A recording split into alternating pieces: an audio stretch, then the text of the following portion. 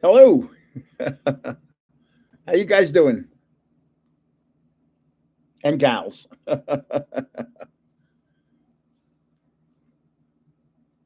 Looking at analytics, 90% of the people that are on my channel are guys. So you'll hear me saying guys a lot.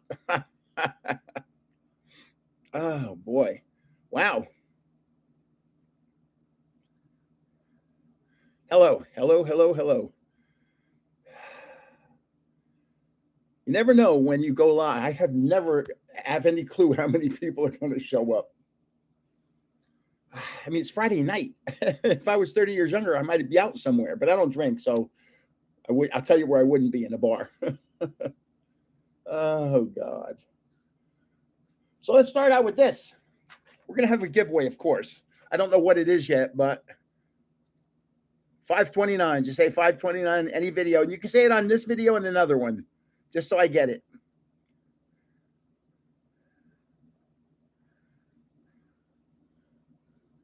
And I'll be showing this 10 times during the 2 hours. So I actually made a list, which is hard to believe. Because normally I just wing it, but I've made a list of things I want to talk about, which is so unusual. But I'm going to wait till 7 o'clock.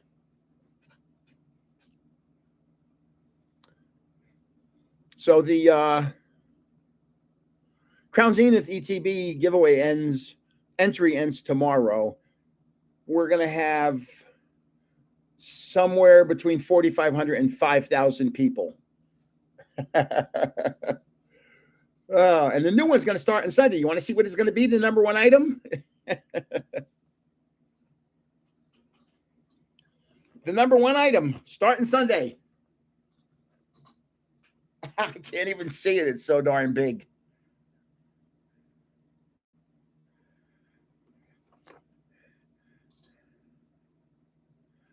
And here's the back. It's got 18 booster packs. I'll try and get the glare off of there.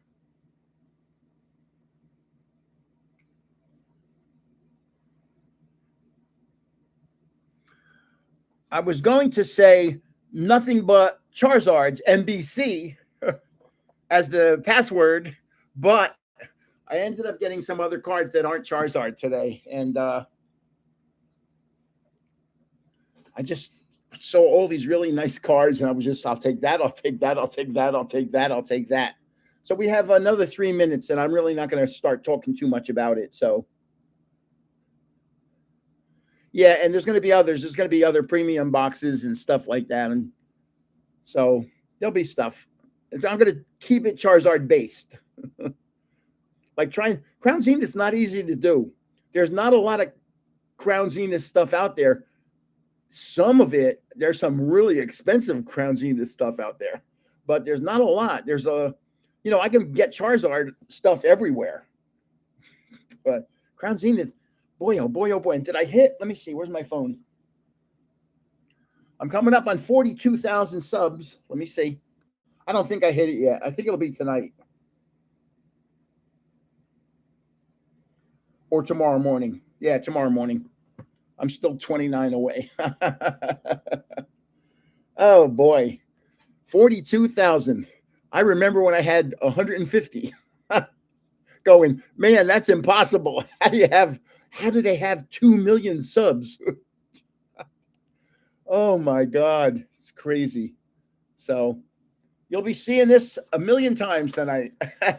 So join the live giveaway, say 529 on any video or short of mine by the time this ends. And I would say it on two videos, just in case for some reason it doesn't show up on one, your name, that you'll actually get into the giveaway. And I mean, I have a lot of stuff.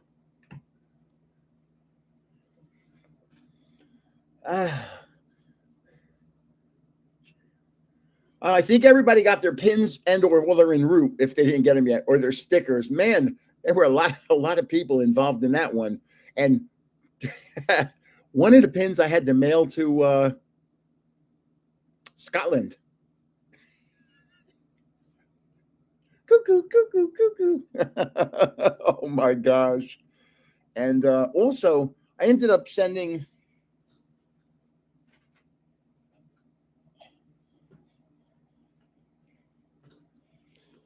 a premium box this size to Singapore. I actually shipped the box.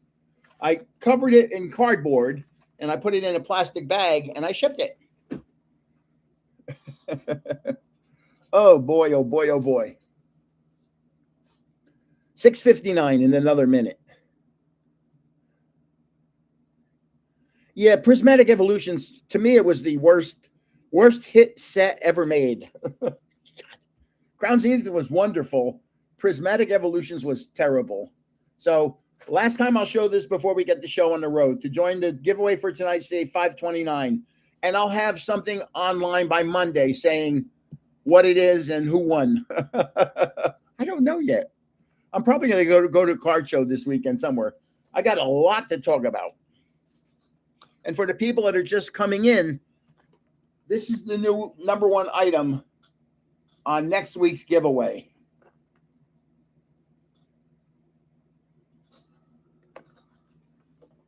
And I have a lot of Charizard stuff already. So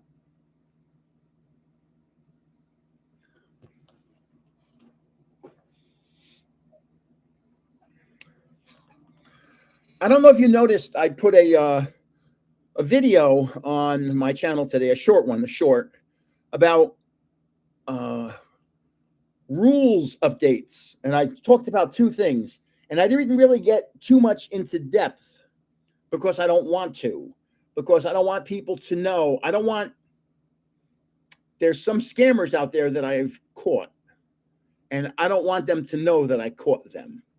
I want them to think that they're home scot-free, and they're not.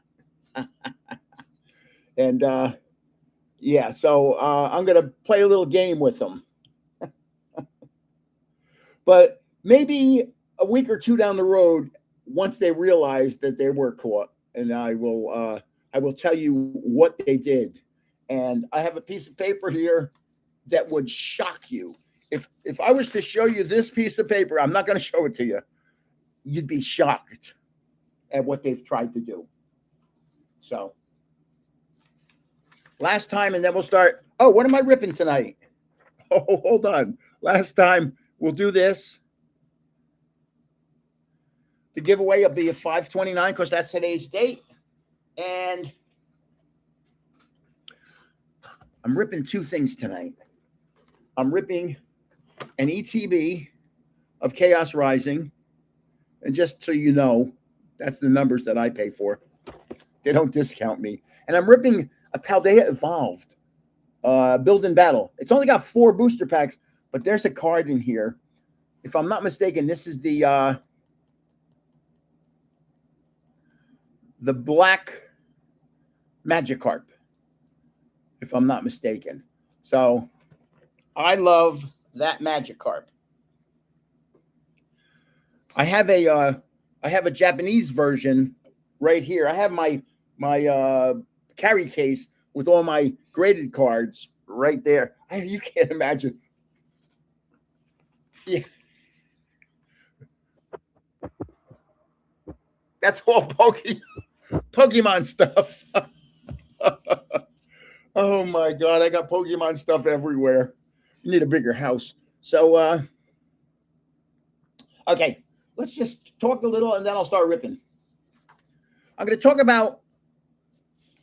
Why am I talking about me? Because I can't talk about anybody else because I don't know anybody.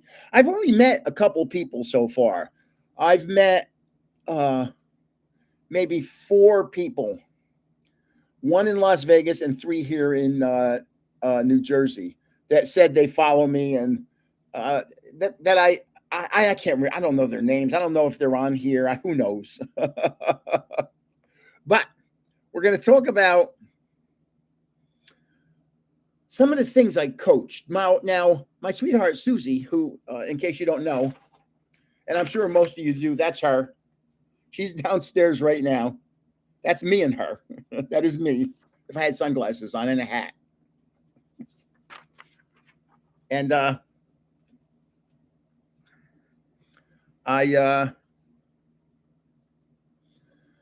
when I first met her, we talked about coaching, and she said part of her job was to coach people, and she's written books on coaching, and they've been translated into 8 different languages. And I said, wow, that's incredible. I said, have you ever coached little kids? Because until you coach little kids, you haven't coached. Because coaching little kids is, and I mean little, we're talking first and second graders in some events, 11, 12, 13-year-olds in others. And I'll get into, I've coached soccer, baseball, street hockey, and roller hockey. So 4. So I'll talk about a little about it, and then we'll go, who knows how I'm going to go tonight. I have a list here. So soccer was the first sport I ever coached. I coached first and second grade co-ed players. It was an in-town league. There were maybe 10 teams. And so it was boys and girls, first and second graders. So one day, after a year, you kind of figure out how things work, who the good players are, and how the team is going to be run. The team runs itself. You just kind of put the people in the right positions and you try and teach them, but it's hard to teach a first grader how to stay into a position, how to move on a field as a unit with other players. It's really hard to do. So I had a woman come up to me. It's preseason and we're starting to have practices. I used to have practices like twice a week, even over the summer, because I knew in June I was going to have a team for September. So I started having practices in June. And by September, my kids were really good soccer players. I'm going to say I probably coached soccer for 5 years. And of those 5 years, I think I lost 1 game. And I'll talk about that one. I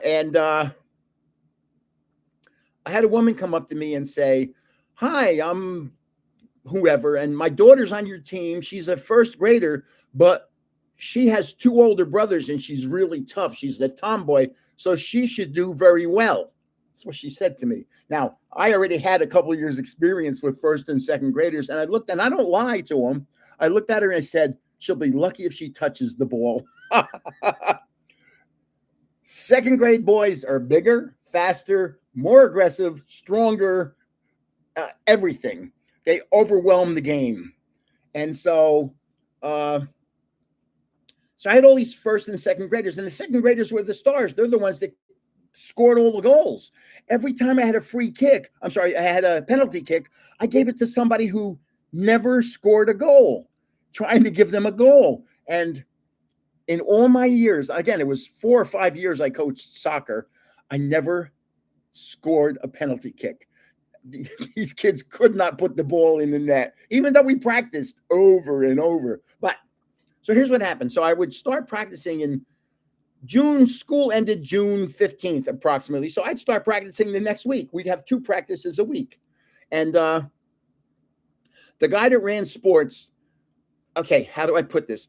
I didn't get along well with the group that ran sports. The group that ran sports were what they did was they had 4 or 5 guys that ran all sports in town, and all their kids were the same age. So they put their kids on the same team. And it made that team really good because they had 4 or 5 really good players. And I had kids that had never kicked I had a kid that would play with leaves on the soccer field. He'd be sitting on the ground playing with leaves. So the first game of the big year, like I said, I think I only lost 1 game in 4 or 5 years. The first game of the big year, we lost 2-1, which is hard to believe because we outshot them 13-2. And we had They had 2 shots and we scored. They scored on both of them. My son was the goalie. I said, man, wrong person for goalie. We had a girl on our team who was a year younger than my son, and I made her the goalie. And her father would stay behind the net and coach her, which is completely allowed. And her name was Carrie Patton. And all she would say is, Mr. Stevens, can I please try and score a goal? Mr. Stevens, please let me try and score a goal. And I said, Carrie, I said, it's more important than the team wins than you score a goal. I said, you'll get your chance. Don't worry. So the season's starting, and the guy that runs sports is one of those people that I don't like. He runs soccer, and he calls me up and says, he goes, I don't understand it. People that call me ask if they could have their kids put on your team. He goes, and I don't understand that. And I said, well, it's easy, Dave. I teach them how to play soccer, and we win. So now that's the team we lost to 2-1 in the first game. 2-1. Then we had 9 more games, and the final game was against that team again. So we won the next 8 games. We were 8-1. They were 9-0. And I always would say to my kids, listen, kids, if you're going to lose just one game, lose an early one, not the last one. Because if you lose the last one, you're never going to forget that. So we get into the last game, and we had a father on the team that said to his son, every goal you score, I'm going to give you $1. Well, for the last game, he said to his son, every goal you score, I'm going to give you $10. And Carrie Patton, Mr. Stevens, please let me be the goalie. Please let me score goals. Oh, let's go back a little. During the season, they changed the rules because of me. My kids were so good. We would win games 10-0. And I mean, what can I do? It's not me kicking the ball. It's me teaching the kids how to play soccer. And so they said, you can't win by more than 4 goals. I said, okay, fine. So we get into a game. It's me against the guy that runs soccer, the guy that can't understand why people want to be on my team. And we go up 5-0, and he starts yelling at me, saying, you can't do that. The rule is 4. You can only score 4 more goals. I said, Dave, what do you want me to do? I said, I can't tell the kids to stop at midfield. I can't do it. I tell you what, Dave, this is what I'm going to do. I got 11 kids on the field. I'm going to take 5 of them off. I'm going to make it 11 against 6. And I'm going to use just my first graders. And so when you're coaching, you hear certain parents, I call it screaming, but, cheering for their children. And it's always the same parents because, like I said, the second graders overwhelm the game. So now I took all the second graders off. We're winning 4-0. I took my goalie, the girl, Carrie, out of goal, and I let her try and score a goal. Well, we ended up scoring. We were winning 5-0. We ended up scoring 3 more goals. We won 8-0, and she scored 2 goals, Carrie. So, but now you hear other parents, the parents who never cheered really because their kids never touched the ball. And now their kids are the only ones on the field, so their kids have to touch the ball. So I turned, and when I took the kids off the field and I made it 11 against 6, here's what I said. I said, listen, I took off and I was going to say our good players and put on the kids that aren't that good. And I said to myself, don't say that. So I said, I took off all the stars, and what I'm going to do is put on all the future stars and let them get a chance to score. And we scored 3 more goals, and we won 8-0. And after the game, the guy on the other team was yelling at me for scoring 8 goals. I'm like, what am I supposed to do? I teach the kids to play soccer. I can't help it. You can't teach the kids to play soccer. That was my last year of coaching but that's okay. So now time passes. Remember that little girl that was the goalie who scored 2 goals in one game? Oh, we get to the last game, and the one kid scores 2 goals and makes $20, but we scored 3 goals and beat them 3-1. 3-1. We were the champs because aggregate, they beat us 2-1, and we beat them 3-1, so now we're the champs because of 1 goal. So 10 years later, I'm in the McDonald's with my son, and a guy sees me and goes, excuse me, were you a soccer coach in Mahwah? And I said, uh-oh. I said, yes. He goes, wow. He goes, we lost that last game. It was only our only loss of the season. The kids took it very poorly. I said, you know, as a coach, you got to teach your kids to win and how to lose. So, so now the Pattons, that girl and her brother move out of town. Years pass. I'm driving my car. I come up to a red light, and there she is, Carrie Patton. And she sees me. I have a convertible. I have the top down. She goes, hi, Mr. Stevens. I said, oh, my God, Carrie, I haven't seen you since first or second grade. How you doing? She goes, oh, I'm doing fine. I go, are you still playing soccer? She goes, yes, I am. I said, what position are you? She goes, I'm the goalie. Oh, my God. Such a funny... I'm the goalie. Oh, I love that story. We'll talk about baseball in a second. And then I'm going to look at some comments. So to join the live giveaway for this, just say 529 on any video or short of mine by the time this live ends. I don't know what I'm going to give away, but I'll make sure, maybe I'll give away a t-shirt. No, I don't know. I'd rather give away cards and stuff and boxes and stuff. And for you people that are just here, this is the number one item that is going Sunday. It's going live Sunday.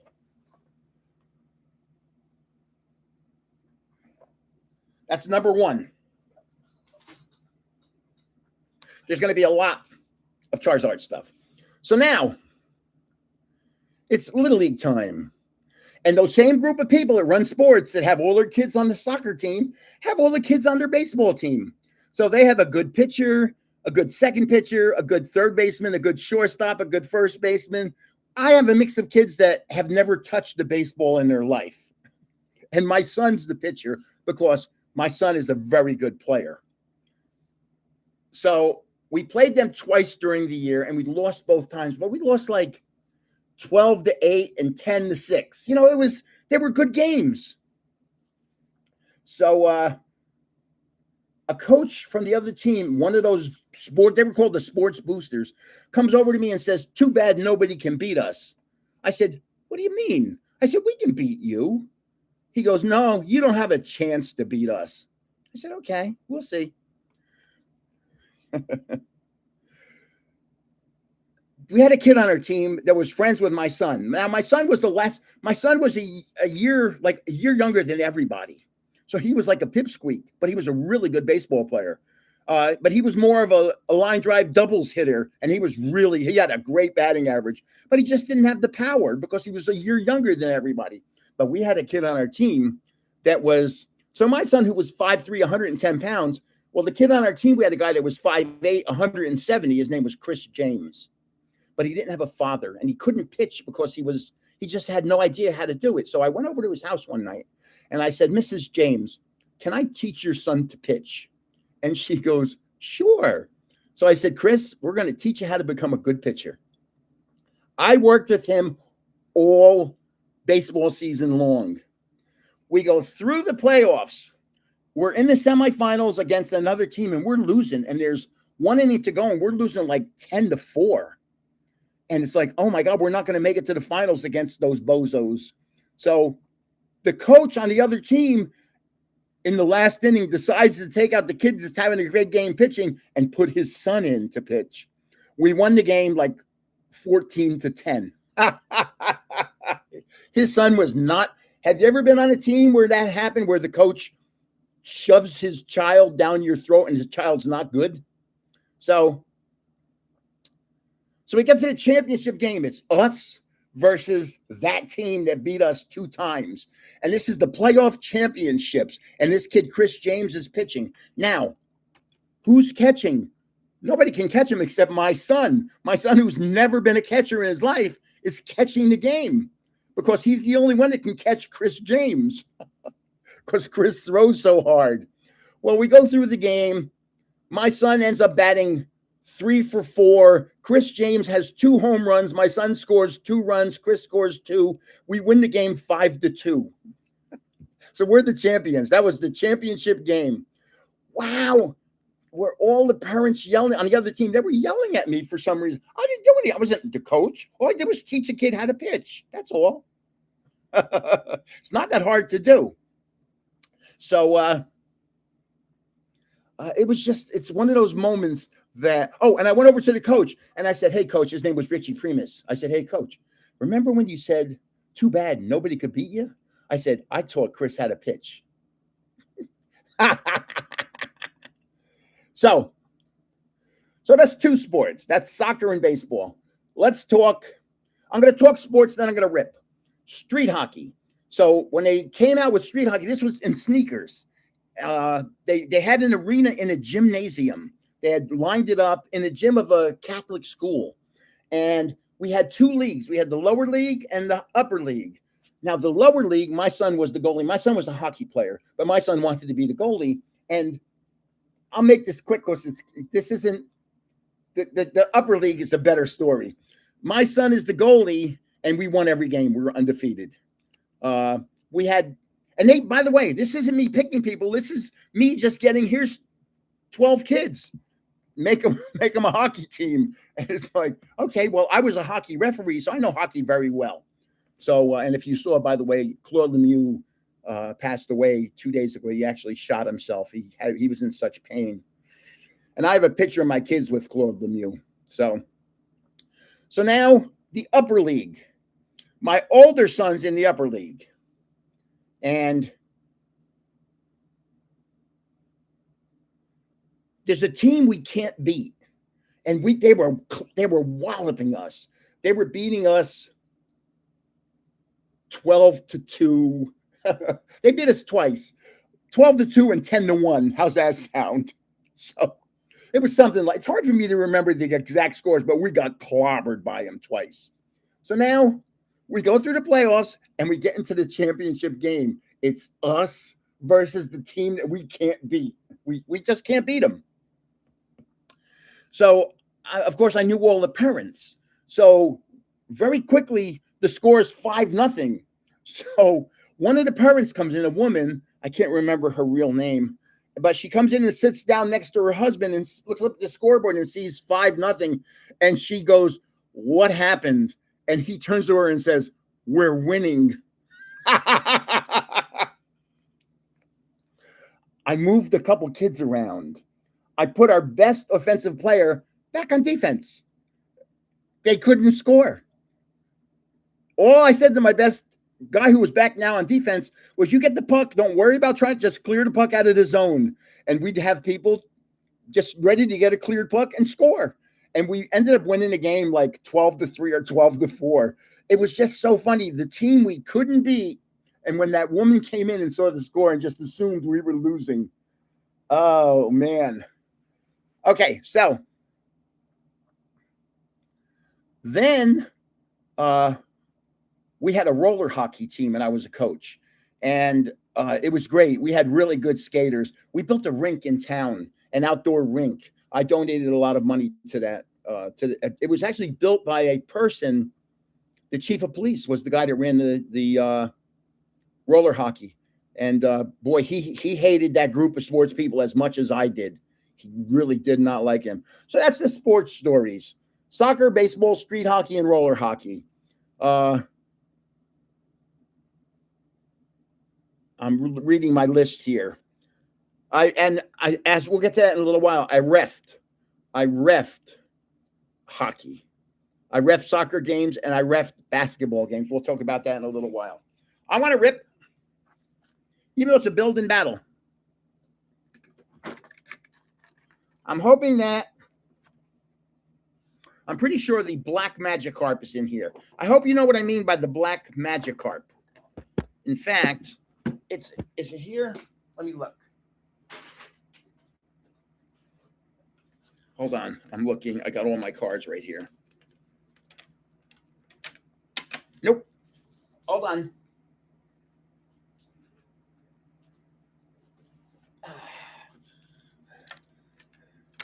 Nope.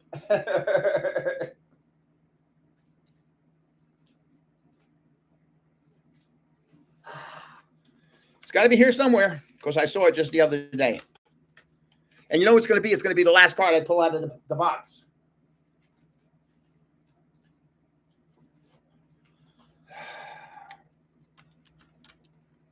Here it is.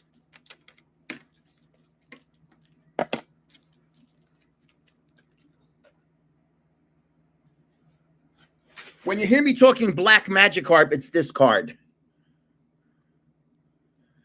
Now, this is the Japanese version, and it is a 10, a PSA 10. So this is, if this was the English version, it'd be worth an arm and a leg. It's expensive as it is right now. It's probably about $400 or $500 like this. But as an English version, it's a lot more. So this is one of my favorite cards, the Black Magikarp.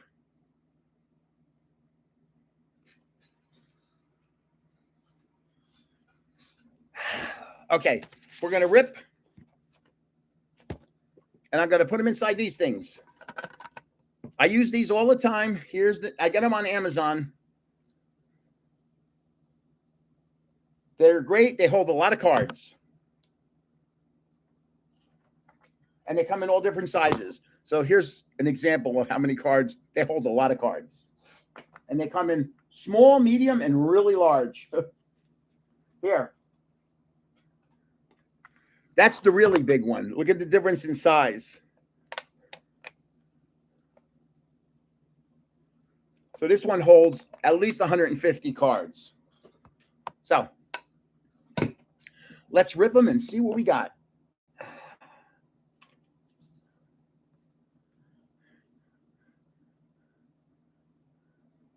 No, I'm going to try. I'm going to have to go with, PSA has stopped with the value grading, where it would take 4 to 5 months to get your cards back. And I think they've stopped doing that. They're going to make people pay more to grade their cards. But I'm just going to get them graded by PSA. I have some CGCs, but PSA bought SGC, so I know I should give Tag a try. Okay, this is a build-in battle, so we know it has 4 booster packs and a deck. And the deck has a Tinkaton that is stamped. It's a promo. So we got 4 packs. Let's see. I think that's Meowscarada. Is that how you say it? Meowscarada?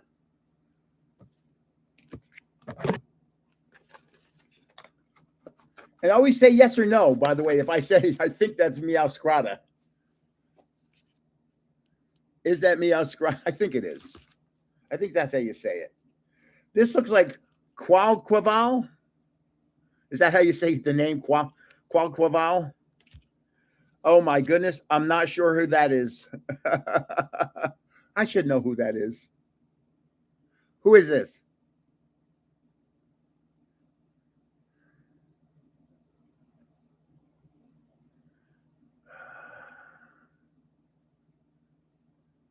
Can anybody tell me who this is on this pack? Skeledridge, yes. And this one too. Something's telling me, I'm thinking Metang. I don't know why. I'm probably incorrect. So let's rip them. Steve Irwin. Oh my goodness.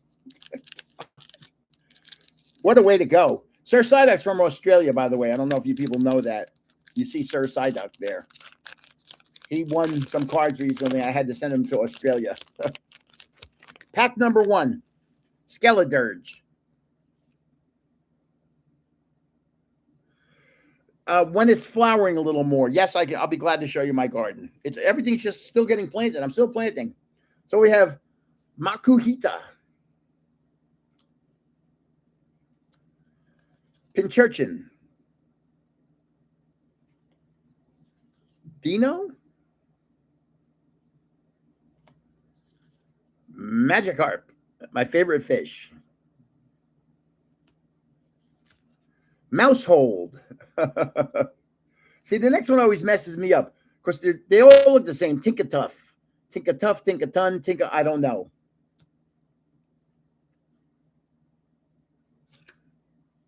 Gothorita.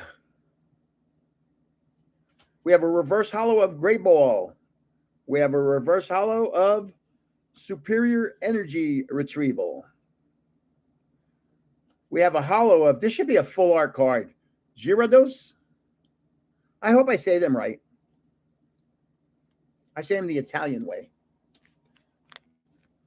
That's pack 1.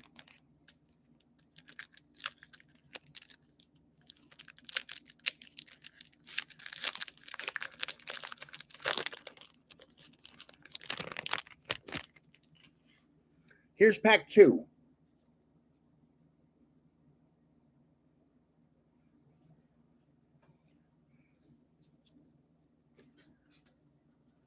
Snover. Fletchling. Oh, God. Voltorb. We have a trainer called Clavel.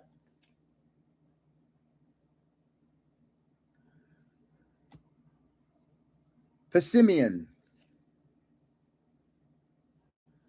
Reversal Energy. I should tell you a story about, I'll tell you that after this pack. Therapeutic Energy. Luxray, reverse hollow. Sandygast, a reverse hollow. A double rare of Chen Pao. Okay. Oh, I don't have more of those. I might have to get them. So I'm going to tell you a little. I have an Australia story. We would, when I was younger, we would have exchange students stay at our house. So we had a French boy, a French girl, an Australian boy stay at our house. The Australian boy was at our house for a year. So Psyduck, he was from South Australia. He was in a place called Adelaide. Does that ring a bell to you, Adelaide? So what stunned him, we took him to a Yankee game. We took him to Washington, D.C. What stunned him was how many trees we have in America. That you'd go up on a highway and all you can see in every direction is trees. And I guess there's not a lot of trees in South Australia. I'm just assuming. I've never been there. My sweetheart has been to Sydney. She went up on the bridge that you can climb on. And she went into some park and she thought they were birds, but there were a whole bunch of big bats hanging in the trees. Big bats. Big. So I think that's Sydney with the Opera House. At Sydney Harbor Bridge. Yeah, she went up on that. She, where you clamp yourself in and you walk up on it. And she was very afraid. So we had an exchange student. I'll tell you the exchange student stories. The Australian one, his name was Corey Zerna. Now,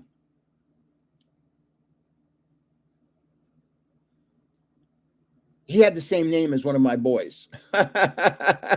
Well, except for Zerna. So every time we'd call him, it was 2 kids answering. But he stayed with us for a year. Now, we had a boy that was from France and a girl from France. So the boy from France, his name was Charlot Champagner. And he was tall and thin, and he really loved bread. He ate a lot of bread. We took him to the Bronx Zoo. We took him to Yankee Stadium. We took him to Washington, D.C. We were in the Bronx Zoo. It had to be 95 degrees, and he was wearing a sweater. And there were kids going, "Mommy, look at that guy. He's got a sweater on." It was so hot. So his name was Charlie. Charlot Champagner or something. It's hard to remember these names. And her name was Francois. She was a 5'1", 100-pound French girl. So one day we had a town pool, which was a lake. So my ex-wife said, "Go pick her up." I said, "Well, where is she?" She goes, you don't have to know where she is. All you got to do is just look around the lake for the smallest bikini you've ever seen. That's her. Because she had lived in Brazil for a while. So I went to the lake, I parked my car, and I looked, and oh, there she is. It was like this. This would be a top of her bikini. She had two of those, and maybe the same size for the bottom. So her name was Francoise. She was very nice. She spoke 5 languages. Her dad was a diplomat. She lived in Brazil. She lived in Europe in a whole bunch of countries. But I'm going to tell you back to Charlie. Charlie, we always said to them, listen, if ever you come back to the States, just give us a call and you can come stay with us. You know, we were very happy with you here. And so a year or two passes and our phone rings. And I get the phone and I go, hi, hello, this is Mark. Can I help you? And they go, this is Airbrook Limousine. I'm looking for your house. I said, what are you looking for my house for? He goes, because Charlie says it's okay to stay there. I'm like, oh, man, he didn't call us or he didn't tell us he was coming. He's just showing up. So here's our address, blah, blah, blah, blah, blah. Now, at the time, my ex-wife is 8 months pregnant. You know what 8 months pregnant looks like, right? So the limo pulls up and out of the car gets a 6 foot tall, 130-pound French blonde. And I could just feel the anger emanating from my wife towards me. And I'm like, what did I do? I didn't do anything. I don't. Sophie, her name was Sophie. She stayed with us for like a week. And then she went down to Miami Beach because she knew somebody down there. She was going down to Miami Beach to stay with somebody for a week down there. But wow, she was like a French model. And French model, 8 months pregnant. French model, 8 months pregnant. Not a bad combo, not a good combo. So let's show you this because I'm sure there's people that have just come on. We're at 55. That's pretty good because what happens normally during the course of a live, I'll have 150 people. So to join the live giveaway, just say 529 in any video or short of mine by the time this live ends. And I would say it on 2 videos, this one and another one. Don't say it twice on this one. Say it on 2 videos. 529. So 2 packs down, 1 pack to go.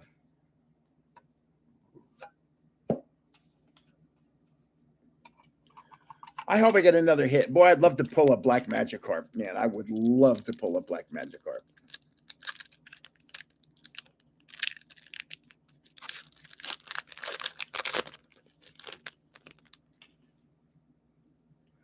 I have so many boxes here. You have no idea. I'll bet I have 20 premium boxes here. Here, a Girafarig. And if it's the other way around, if the giraffe is in the back, it's called a Farig giraffe or something like that. It's bad. It's the opposite. Tropius. Great ball. Hoppip. Spidops. Oh, I just pulled a nice card. Yeah, I'm going to save it for last. I'm going to pass it on when I get to it. Pyroar. Oh, I thought it was Meowscarada. It was Florigato. Choice Belt. So it's 1 gold star. That means it's a illustration rare. So I'm putting it down. Here's low kicks. It's a hollow. And here's the basic energy. I'm going to sleeve it up and show it to you. And it's centered. Oh, because sometimes the centering on these things suck. Arctibax. 1 gold star. So it's an illustration rare. It's a nice card. And I keep them in these things. These are semi-rigids. It is. It's a nice card. I have more semi-rigids up there. I'm going to grab a this is my last one from my holder over there. So I'll be right back. I'm just going to grab a semi-rigid over here. A box. Oh, no, no, no, no, no.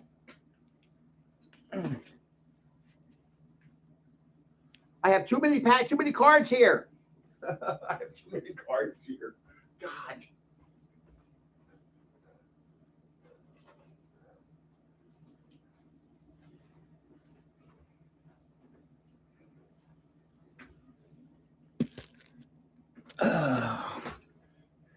So this is what it looks like when they come in. There's I think there's 200 of them in here. Yeah, 200 holders.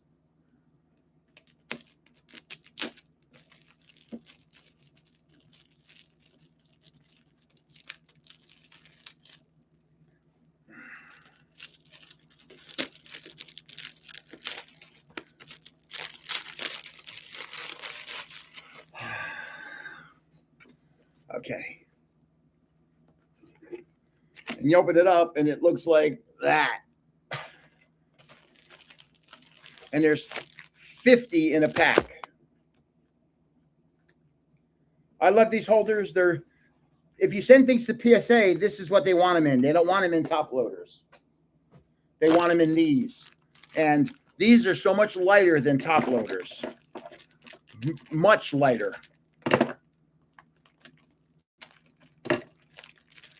I'm just cutting the top open so I can get some out and put them. I have a holder over here. I'll take out maybe 20 of them and put them in there.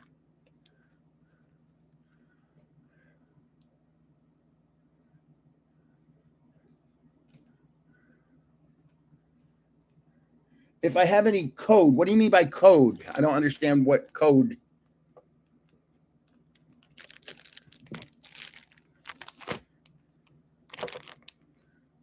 Somebody wrote, I have a friend that's trying to put together a TCG live, a set on TCG live. If you have any code just laying around, I don't know, code cards. You mean,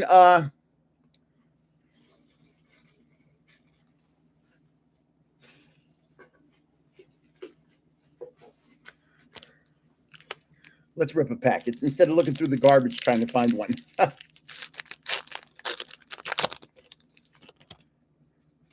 You mean these?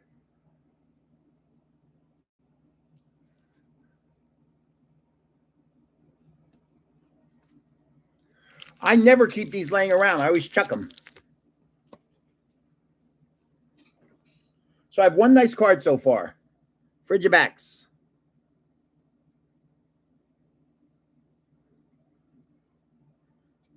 So let's see. Tropius. Now this is weird that I've had 2 of these, I think. And because there's 193 cards in the basic set.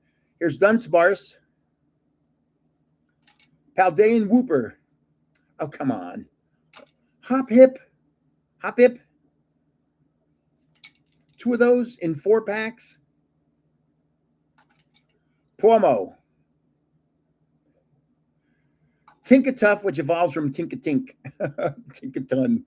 Tinka mess me up. Pyroar. 2 of those. Gothita.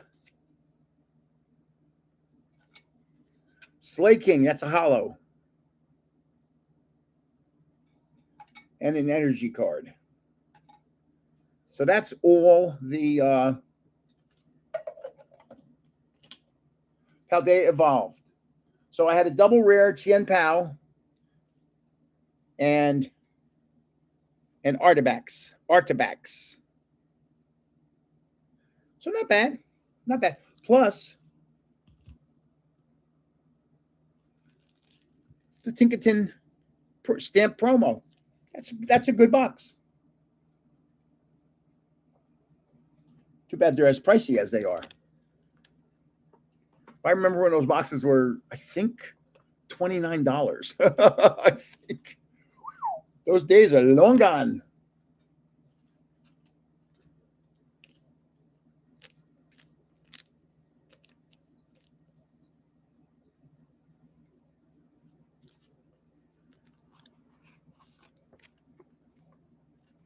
I'm just sleeving up that.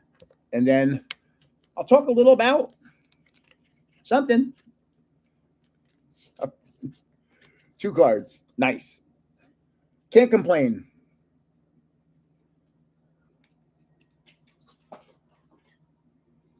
Anybody new? I can't imagine everybody here hasn't seen this yet, but you never know. There are probably some people that have just come on because I really don't look at the numbers. The numbers are up here that say how many, like it says there's 49 people on right now and 80 thumbs up. And then there's the names, which are actually over there. Oh boy. Okay. So I was a referee. I love being a referee. I refed basketball games, soccer games, and USA ice hockey games. Hockey games were my favorite because I used to be a very good skater. I was actually really good skater. One day I said to my sweetheart, I want to rollerblade. I would go to Central Park and do 6 to 10 laps, depending on the weather, of Central Park. And I think it's 6 miles. So I do basically 36 to 60 miles around Central Park, up and down hills. And I'm a really good skater. And I said to her one day, I want to rollerblade from California to New York. And she goes, how long is it going to take? And I said, well, I think I can do it in about 30 days. I can do 100 miles a day, 30 days, getting a drink. Snapple. My second favorite drink, my first favorite drink is Dunkin' Donuts.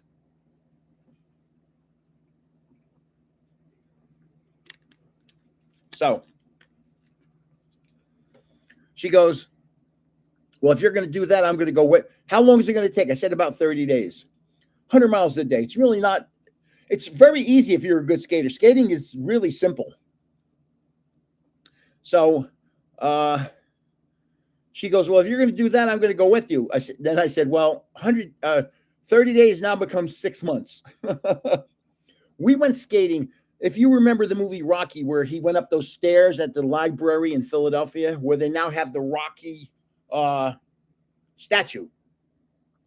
That's along a river called the Schuylkill River. I can't spell it. It's spelled really weird. So, and when I skate, I wear full gear. When I rollerblade, I wear wrist guards, knee pads, and elbow pads. I never wore a helmet. The statue's not there anymore. I didn't know that. Wow. But we went skating. There's a bike path along the Schuylkill River, so we went rollerblading there. Her and I. Well, I'm a good skater. She's not a good skater. So I was her accelerator, her brakes, her balance. But it was fun. We had a good time. We skated for probably hour and a half, 2 hours, and we had a great time along the Schuylkill. And there were crew teams out and doing their crew work. Pretty amazing. So let's talk about basketball games. In my eyes, basketball games are the hardest games to ref because there's so much contact that you're not supposed to have. But there's a lot of contact in basketball, and you can't call fouls or penalties on every bit of contact because the game would just stop. So you let things go and you try and keep it from getting out of hand. Soccer is the tough thing about soccer is you have to be in position. You move a lot. When you see a high school soccer field, no, I never was a wrestler. I have one wrestling story though. When you see a soccer field on high school, they're not Olympic size or European size. They're smaller. So a European soccer field is a lot wider and a lot longer. So it's a lot bigger field. And when you're a soccer referee, you move a lot. So, and I was an ice hockey referee, which the ice rink is much smaller, but ice skating's easy. You don't even think about it. It's like, how do you explain this to somebody? It's like when you're out doing a walk or taking a walk, or do you think about your legs moving? No, they just happen. So it's the same thing with ice skating. If you're a good ice skater, when you skate, you don't think about it. You just watch the puck and your legs know where to go. So I'm going to tell you some stories about ice hockey. So I was a referee for about 10 years, and you work your way up. You start at level 1, 2, 3. Level 4 can ref in the NHL, but I was a level 3 at the most. So I was able to do high school down, but in an emergency, I could do junior games. And the problem with junior games is they're very fast. Now, I was a good skater, but these guys are NHL, just like the minor leagues for the NHL. So they skate very quickly. But I did ref some junior games. So the stories. So when you go to start the game, you're standing center ice. You got your whistle sits on your 2 fingers here. It has like this thing that goes around your fingers.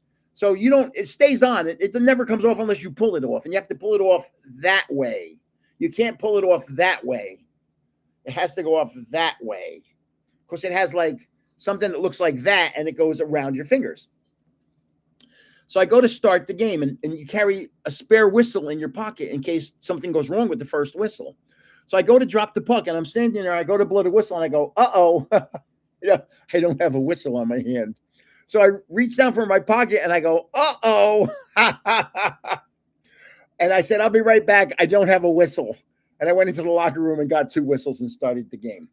So here's some of the things that happened to me in hockey. I'm about to drop the puck. This is when I was first refereeing. So I was dropping the puck for little kids, mites and squirts, and 2 kids, centers. And one kid goes to me, my team, and I'm going to use his exact quote, my team really sucks. I said, well, how do you know your team sucks? He goes, because we lose every game 10-0. They did suck. Okay. Fights, 2 fights in 10 years, and I reffed a lot of games. I would ref 2 games Friday nights, 3 or 4 games on Saturday, 3 or 4 games on Sunday. And the 2 fights, one of them, the first real fisticuffs, 2 people just wailing on each other. They were girls, the girls' teams. Man, they were, that was an all-out brawl, those 2. And we stopped it and gave them both 5-minute penalties. And then the other fight, well, let me just say before that other fight, I reffed it. Do you know what sled hockey is? It's for people that are handicapped that say are paraplegic. They can play hockey. They sit in the sled and they have sticks that have spikes on this end, and that's how they move. They dig the spike into the ice, and it's like you're rowing a boat, but you're doing it on ice. And that was a tough game to play because, man, some of those players are nasty, man. They will just slam into each other. You're not supposed to do that. But I'm playing a game. It's probably my squirt Pee Wee Bantam. So it's the second. It's not mites or squirts. It's Pee Wees.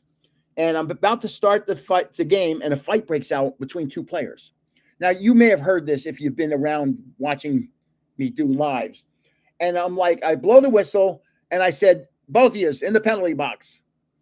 And I said, what am I going to call? The game hasn't even started yet. Am I going to give them 5-minute fighting penalties? I can't do that. I said, so I went over to the scorekeeper, and I said, number 8 and number 12, each 10 minutes. That they're not allowed to come out until the first whistle after 10 minutes. And I turned to the coach and said, hey, coach, put somebody in the penalty box with them because I don't want them fighting in there. They were on the same team, punching each other out on the ice. And they were related, like they were cousins. And they were having just a fist fight. Oh, it was so funny. Oh, so now I'm reffing a game. My foot's not comfortable here. Hold on. I'm reffing a game. And I call a penalty on somebody, and I go over to the penalty box, and I said, number 12, 2 minutes cross check. And I hear from behind me up in the bleachers, I hear, you suck. And I turn around, and I look at the bleachers and said, who said that? And every hand in the bleachers went like this. Everybody pointing to that one guy, and he's looking around. He goes, "Yeah, I said it." I said, "Out of the arena." He goes, "I'm not leaving." I said, "Okay." I went over to the scorekeeper. I put the puck down on the top of the dashboard, and I said to the scorekeeper, "Start the clock." And I said to both coaches, "We're going to run the clock until he's out of the arena." And one coach is losing already, and he's like, "Hey, Jim, John, get out of here." Because the clock's running. And I'd run the clock to the end of the game if I had to. And as he starts walking out, I'm skating alongside him. It's just a glass between me and him. And he's just giving me so much crap. And I'm like, "Have a nice day. Enjoy the rest of the game." So one more event. And then I'll move on. Maybe I'll rip some packs from that ETB. So I'm reffing a hockey game up at West Point. West Point's one of my favorite places to ref because it's NHL quality ice. The ice is perfect. Some arenas have horrible ice. Some arenas have okay ice. Some arenas have perfect ice. Like where the Devils practiced, the ice was perfect. In West Point, the ice is perfect. So I'm reffing the game, and there's a slash. And they gain control of the puck, and I blow the whistle. I skate over to the penalty. Now, I skate to the penalty box. The slash took place down there. I skate to the scorekeeper. Slash took place down there. Their penalty box is here. So he's supposed to skate into that penalty box. So there's a penalty box on each side of the scorekeeper. So I blow the whistle, and I go, "Number 12, 2 minutes, slashing." And he skates over to me, and he gets his stick and goes, wham, to me, the referee. So I'm like, "Oh, my God, that's a game misconduct." Real quick, you got to think, what's a game? I never called a game misconduct before. What's the signal? So I blow the whistle, and I go, it's like this. "Game misconduct, number 12, off the ice. You're out of the game." And I said, "Write it up. It's a game misconduct, striking a referee." You have to write it up on the score pad. Oh, and when this happens at West Point, all the seats are above the glass. So there's nobody between. When I look through the glass, there's no seats there. The seats are above the glass. So they see this kid hit me, and all I hear is, "Whoa," just like that. Like hundreds of people that they couldn't believe it that this kid hit me. So after the game, the kid's father's there. And the kid's father brings him on the ice and says, "Go ahead, apologize to him." And the kid goes, "I'm sorry I hit you." I said, "I accept your apology." I said, "But what you have to understand is I gave you a game misconduct. There's going to be a hearing about this. And unfortunately, I can't stop that. And so there's going to be a USA Hockey hearing about you hitting me with the stick. So it's no big deal. It's done." 3 months go by. I get a call from USA Hockey. They want me to come up to Poughkeepsie, New York. They're going to have the player there. I call him a kid. Everybody's a kid to me. The player is going to be there, and they're going to have a 3-panel judge, and they've done their investigation. It took 3 months. So I go up there, and I'm sitting there, and it's me, the team's coach, the player, and his mother and father.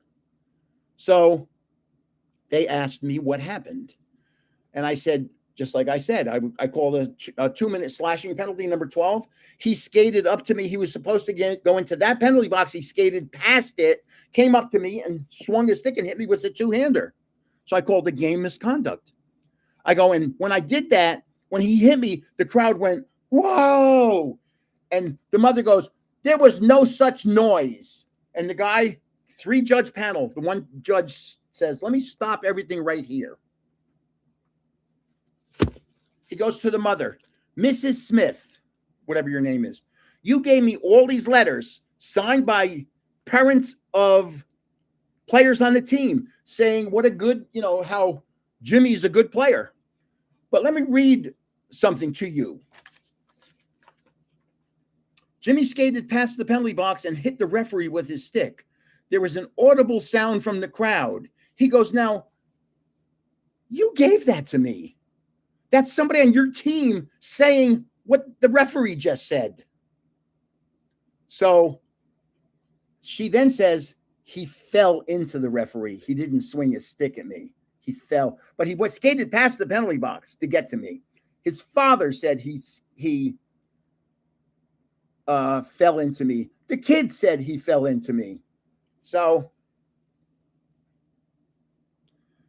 the hearing's over, and the 3-judge panel says, okay, the hearing's over. We will come to a determination within 2 or 3 days. And, oh boy, don't screw up here. We'll come to a determination within 2 or 3 days, and we'll let you know. So everybody, you can all leave, except you, Mr. Stevens. Please stay here, me. So they all leave. The doors close, and he goes, okay, Mr. Stevens, we know he hit you with the stick. We're aware of that. A whole bunch of people said, yes, he did hit you with the stick. And if he came in, now he hasn't been playing. That happened 3 months ago. When an investigation's going on, you're not allowed to play. So he was not allowed to play for 3 months.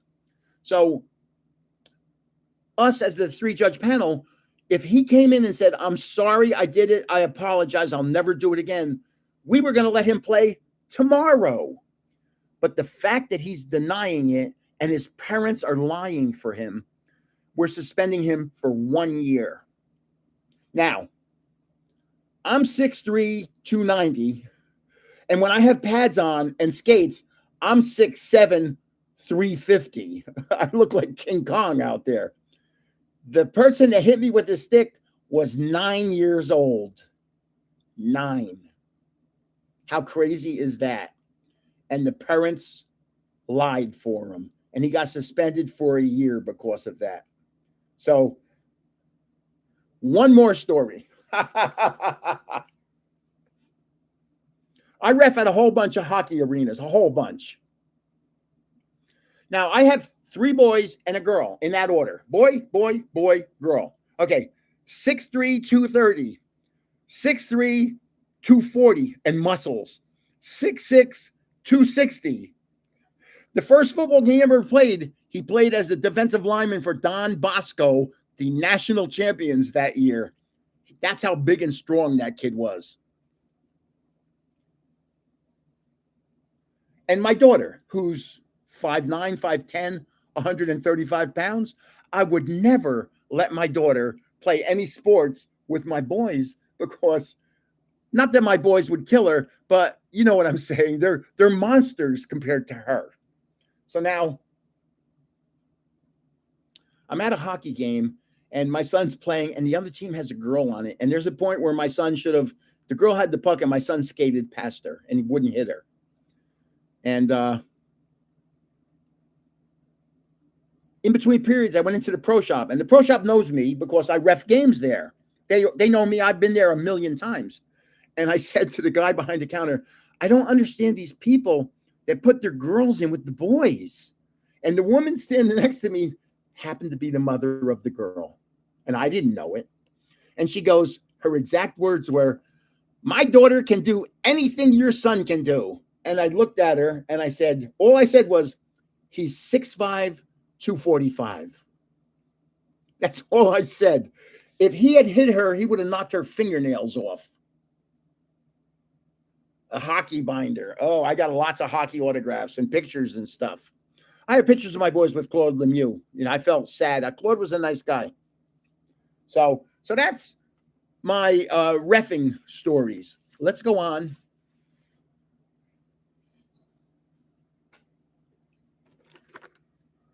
To the next. But anybody that doesn't know, because I've been goofing around, this is the number 1 item in the next giveaway. Number 1 item right here. Starting Sunday. It's going to be mostly Charizards, but I have other cards.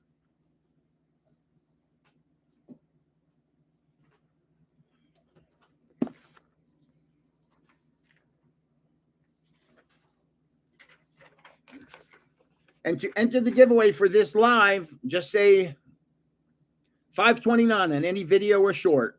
And I would say do it 2 times. Do it on here and do it on some other video of mine. just to make sure that I get your name. 529. Okay. So there's 9 packs in here. So I'm going to break it into 2. I'm going to rip 5 and 4. 9 packs. I should have 3 hits. I don't know Chaos Rising enough to know what the hits are. What I'm looking for, I'm not sure. But I'm going to just glance at the book for a second.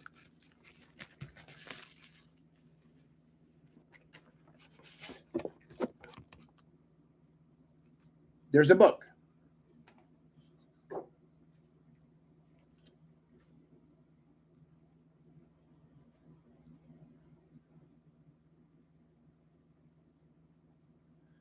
So the big card's a gold Mega Greninja.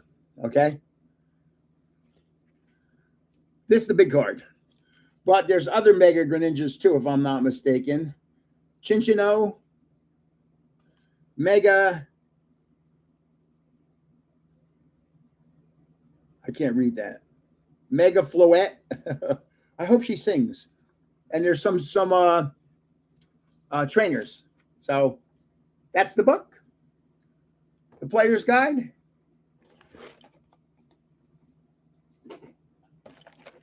And you know they've come out with this now where they have, it's like a tray. Somebody asked me about these. I don't know which ones they want. I have a lot of these. I have a lot of these. Somebody says they collect them. Now, the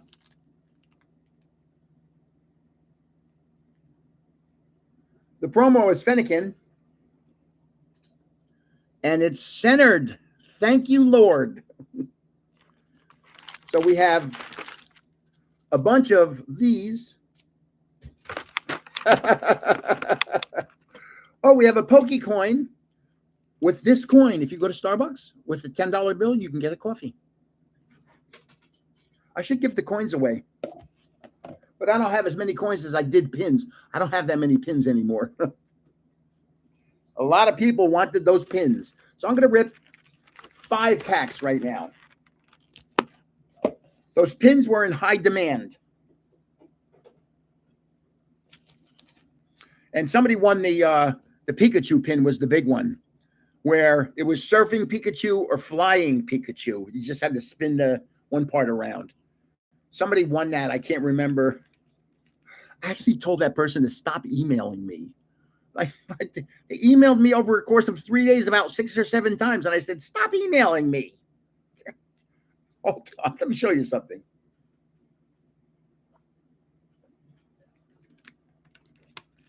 See, everybody thinks this magically happens. Let me show you something.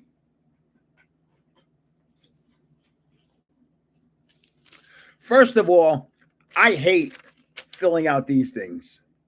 These are customs when you got to ship things overseas. I hate those things because they're the little areas are so small. But check this out. This, I'm going to show you what it is up close. Okay. This is stickers and pins. One day, and I went probably 2 days, 2 times. Let me just read how diversified these are. Gradiant, Wisconsin. I hope I say these right. Woodstock, Illinois. Ogilvie, Minnesota. Clarksville, Tennessee. That's actually about 40 miles from my son's house. Yorktown, Virginia. Franklin, Kentucky. Crystal Lake, Illinois. Des Moines, Iowa. Pompano Beach, Florida. Dallas, Georgia. Dent, New York. Converse, Texas. Tigerton, Wisconsin. Belmore, New York. Houston, Texas. Those are all stuff that I mailed out at one time. I mean, So, like I said, people think things magically happen that, oh, I just want a giveaway. It should be in the mail in the next 10 minutes. People don't realize, and I say it all the time. You'll hear me say, if I had a job, I wouldn't be able to do a YouTube channel because it's a full-time job. I work more hours on YouTube than I did. I had my own computer business. I don't know if I worked this many hours a week on my computer business. I probably did. But let me tell you, YouTube takes a lot of time, a lot. You know, people say, how many videos do you make? Now, you see, I make a lot of videos for entering the giveaways. That's my number one video that I make. I make a lot of them. I make 12, 4, 8. I make 6 a day for entering the giveaways. Times, so 1 week. Well, in a month, 6 a day is 180 just entering the giveaways. And then there's all the other things that I throw in there. So somebody asked me, how many videos do you make? And if I start showing my collection, which I go through periods where I show a lot of my collection, I'll make 350 videos in a month. 350. So it's a lot. It's a real lot. Now, I really have to make a studio. I don't want to be up here. This is my gaming room. I want to make a studio, but we're looking for a house. I'm saying to myself, should I make a studio here in this house and then have to switch it over to the other house when we find it and move? I said, we may move in 2 months. We may move in 2 years. I don't know. So I'm probably going to have to make the studio. And the only place it can be is in the basement. And I have something, I have all the stuff to put it together. I just got to put it together. Find the time to do it. Fennekin, which of course is also the promo.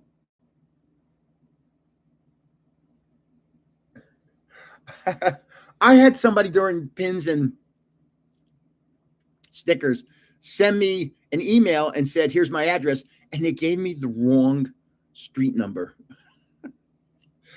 How do you give the wrong street number? So say you live at 500 Smith Road. They told me it was 482 or something. How do you give me the wrong street number? How long have you lived there? Quilladin. God, it makes me crazy. Somebody will send me their address and won't have what state they're in. So all I do is I look up the zip code to see what state it's in. Frogadier. Skrelp. Or I'll get an email and say, oh, I won a pin. Thank you very much, Gramps. And I have to send them back an email. What's your YouTube name and your mailing address? Do I really have to do this? Haven't I said it enough? Oh my God, it's like a never-ending battle. It's like I'm dealing with well,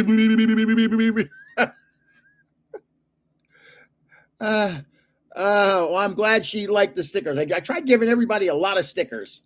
Special red card, a red card.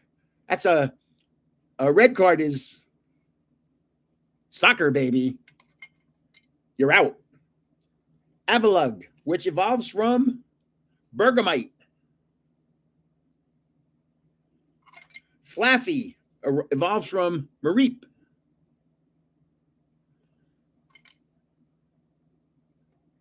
Matang. Oh, this is a nice card if it was a full. It's a hollow. I love energy cards that are beautiful. If it was a full art card, that'd be beautiful. So I'm going to do this, and then I'll talk some more. I have more talking to do, if you can believe that. The stories. I have, well, when you're 74 years old, you have a lot of stories. A lot. You have 74 years worth.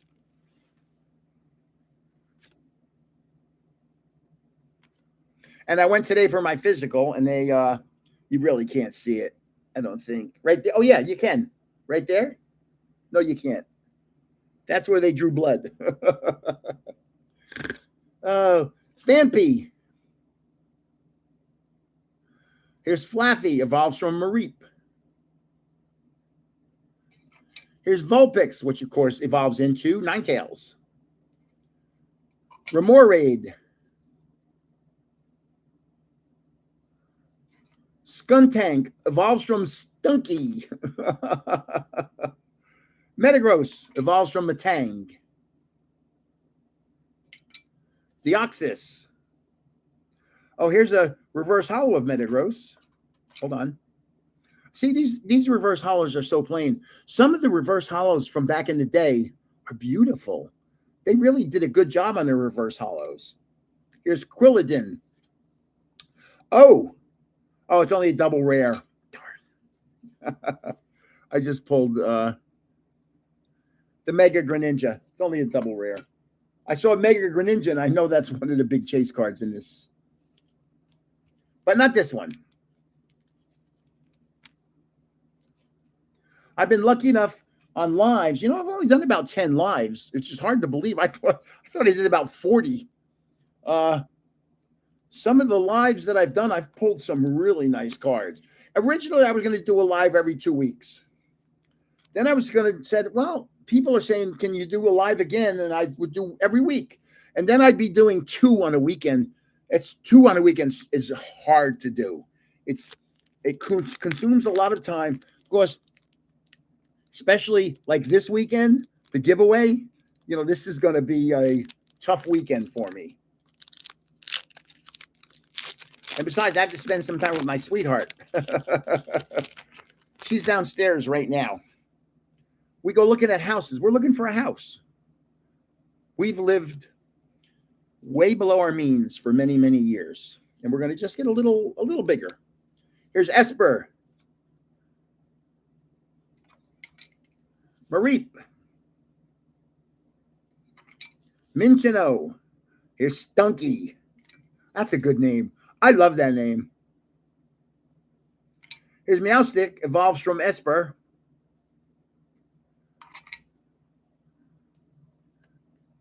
Here's Emma.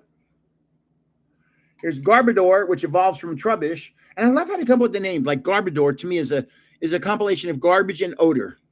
And Trubbish is trash and rubbish. So it's Trubbish. See, sometimes it makes sense. Sometimes it doesn't make sense. Here's Zubat, which evolves into Golbat, which evolves into Crobat. See, this could be a nice card if it was a full hollow. Ho-Oh. It's a pretty card, but it's not. Ho-Oh.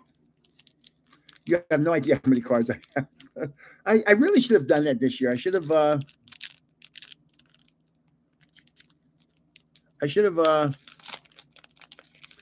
does my sweetheart have hobbies? See, I don't spend a lot of time looking at the list or people talking because I forget my train of thought.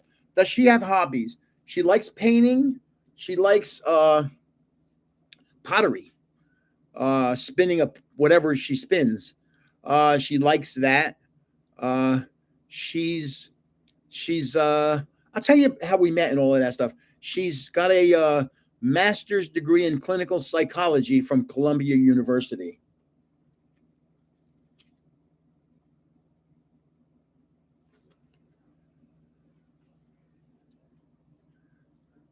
Okay, Octillery evolves from Remoraid. Beldum. Here's Fennekin again. Now, well, there's only 86 cards. That makes sense. There's 86 cards in here. Here's Kakuna, evolves from Weedle.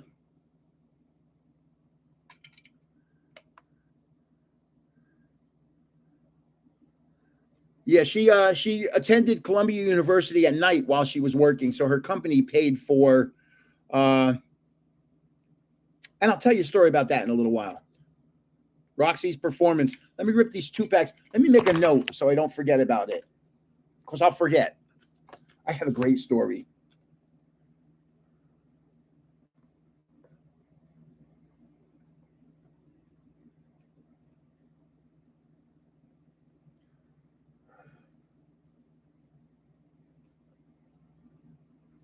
Okay. I'll talk about that after I rip the next pack. So the rest of this pack, the Deoxys, AZ's Tranquility, Sliggoo evolves from Goomy. Goomy or Gloomy? Goomy.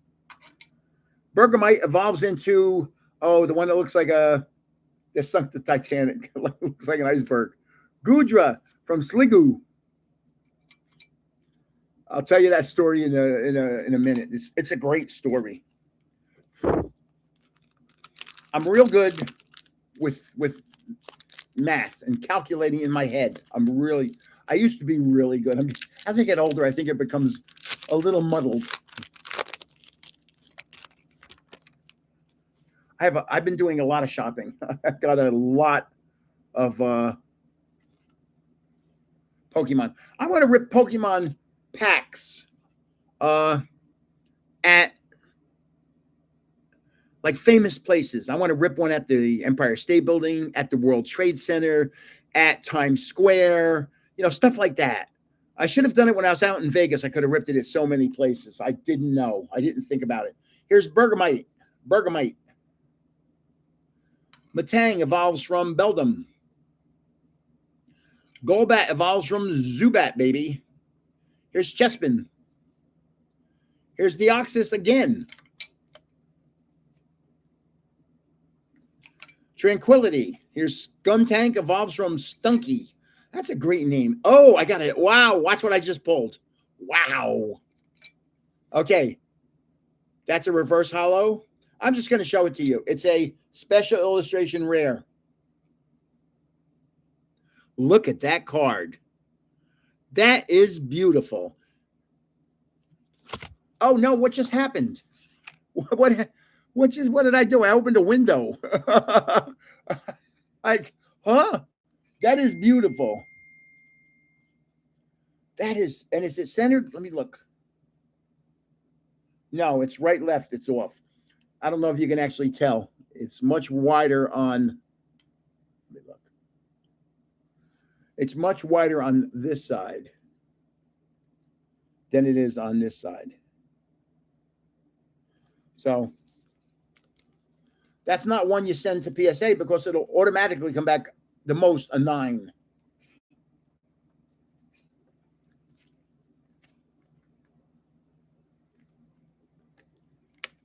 But it's still a beautiful card. And see, I don't make binders on, I watch Nate and Marie. These were the last 2 cards in that pack. I watched Nate and Marie, and my nose is really itching. Every time I rip cards. And they make binders. Wow, he's got so many binders behind them when sitting on the shelves back there. Wow, that's pretty awesome. So here we are. Now, you have to understand, my sweetheart was the head of human resources for a multinational big corporation, 30,000 employees. She ran the resources, a human resources department. She has a master's degree in clinical psychology. So we go to a coin show, and I'm a Morgan silver dollar collector. My nose is itching. So I put together a chart. I have this chart of papers, and I'm looking at a guy's coins, and I'm looking at my chart, and I'm looking at his coins, looking at my chart, and he goes, "Let me ask you a question. Are you good with numbers?" And I said, "Yeah, I'm real good with numbers." He goes, "Okay, let me give you a little test." I said, "Okay." He asked me a question, a math problem of some kind, and I give him the answer. And he asked me another math problem of some kind, and I give him the answer. And he asked me, hold on, somebody just dinged me. I want to see if it's my sweetheart. Let me make sure she's okay.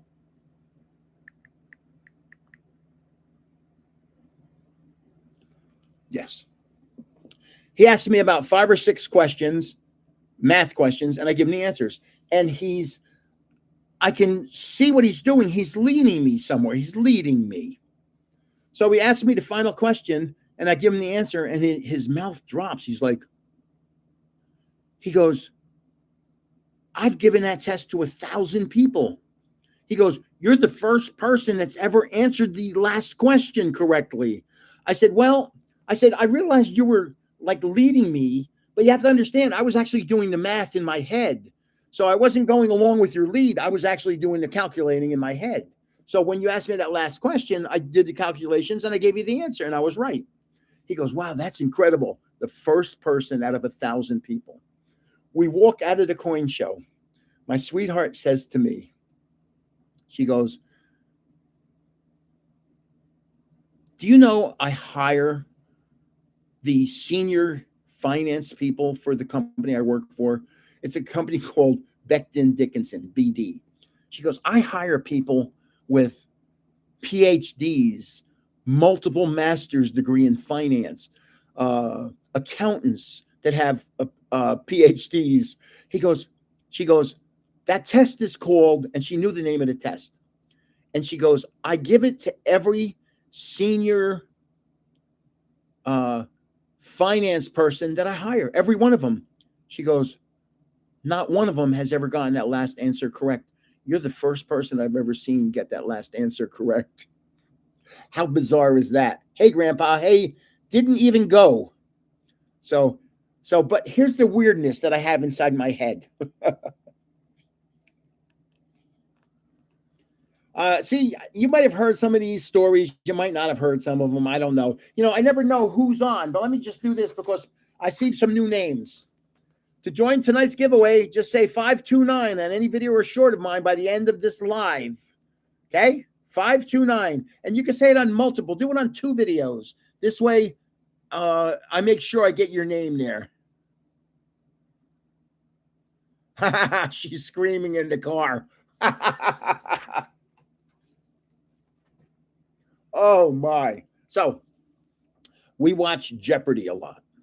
So if you know who Ken Jennings is the host now that Alex Trebek has passed away. So Ken Jennings is the host. The reason Ken Jennings is the host, he's considered the greatest Jeopardy champion of all times. He won like 82 games in a row.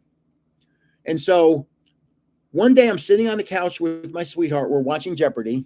And Alex Trebek is still the host. And Ken Jennings is one of the contestants. So Alex Trebek is reading it and he goes, this is the French equivalence to troy ounce. And I go, what is avoirdupois? Now, I don't know French. Don't ask me how to spell avoirdupois. I have no idea. And nobody buzzes in. And it goes, And Alex Trebek goes, what is avoirdupois? And she looks at me, my sweetheart looks at me and goes, how the did you know that? I said, 20, 30 years ago, and went in here. It's been bouncing around for 20 or 30 years, just waiting to come out. But it happened again recently.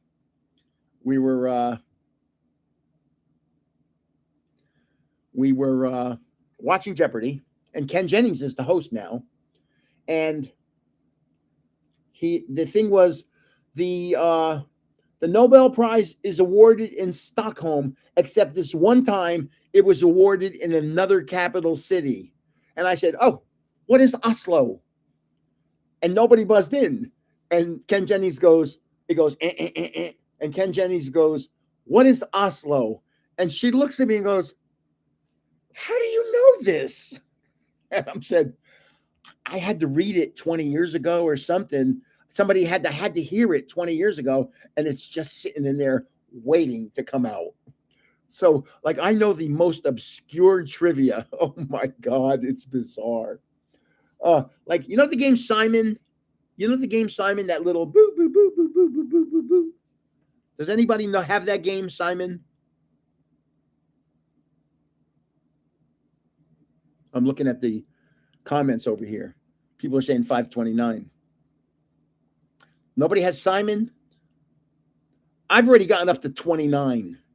But you have to have, I need to have dark and quiet. And I've gotten to 29, and it's so fast, it's hard. It goes.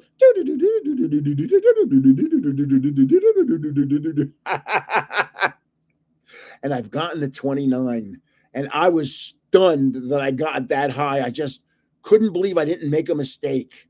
Because it's really easy to fumble something. Yeah, I have Simon back in the closet back here. So I should bring Simon out of the closet. Wait a minute. That doesn't sound good. So now we got 4 packs left. This is my last of the rips. That's Pyroar. Who's this? Somebody please tell me. Somebody tell me. Who is this? You people are good. I know some of you know who this is. I don't know who it is.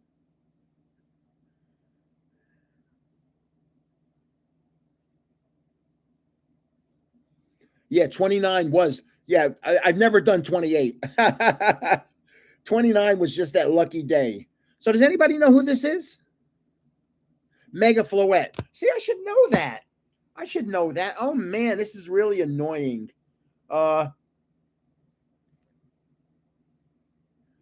Is this artillery? I have yes, I'll show you what I pulled in a minute. Celtic Star, I'll show you what I pulled. And I don't know, is this Greninja? I don't know. I don't know. So here's what I pulled. Celtic Star. I pulled this Tauros, which is a very pretty card. I pulled this Mega Greninja. This was the promo. And when I ripped the Paldea Evolved, I pulled the Chien-Pao, which is a double rare, and I pulled the Arctibax, which I think is, as far as I'm concerned, this is the prettiest card of the night. That's a pretty card. I love their art. More than anything, their art is beautiful. So I have 4 more packs. I'll show this one more time now. To join a live giveaway, just say 529 and video short. You're welcome. Celtic Star. 529 on any video or short. Okay, here we go. Now, I'm expecting one more hit, at least one. I'd love to have 2, but I think 2 is getting greedy. I think I'm going to have one more hit in these 4 packs.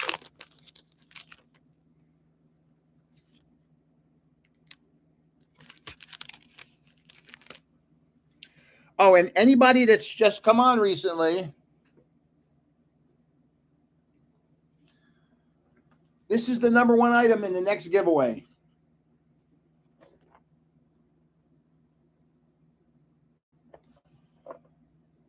I think this is going to be cool because I have a lot of, I'm going to throw in some Charizard cards also.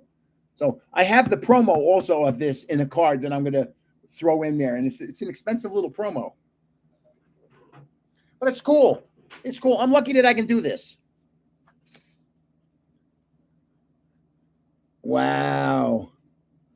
Thank you very much, History Hunter. Thank you. Baltoy, which he evolves into what? Claydol, maybe? Claydol? Froakie. See, that should be a full art card. That is a cool card. Matang from Beldum. Now, here's Weedle. And if I'm not mistaken, he evolves into Kakuna? Yeah. Weedle becomes Kakuna. Which is scaring me that I know. There's just so many Pokemon. And as much as I do with my book. Where did I put my book? It's here somewhere. I don't know.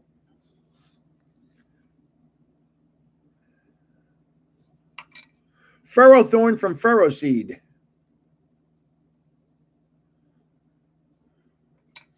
A reverse holo of Gumi. Very basic reverse holos. Not happy about that. Phanpy. Here's a double rare of Cobalion.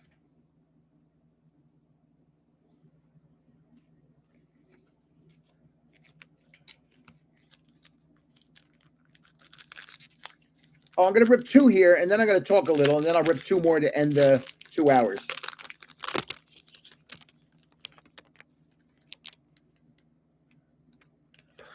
You found a cocoon that looked like Kakuna.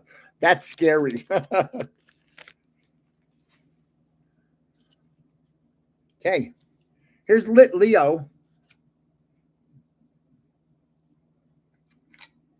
Wimpod.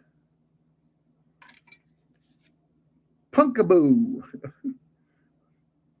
That'd be a good card at Halloween. I remember this last Halloween where I was giving away that one card that glowed in the dark. I thought that was so cool. I think it was a Ghastly that glowed in the dark. It was such a cool card. Delibird. Trainer Filippi.